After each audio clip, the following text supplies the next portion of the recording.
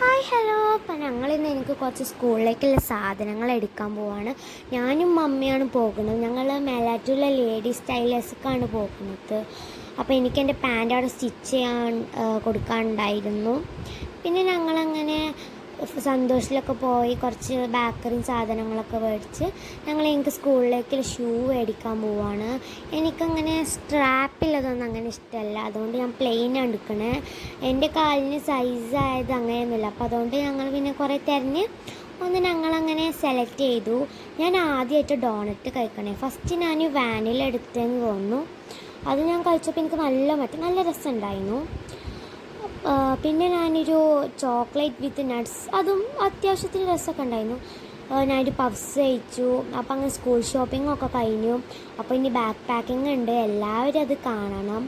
അപ്പോൾ ഇന്നത്തേക്ക് ഇത്രയേ ഉള്ളൂ. Love you and by.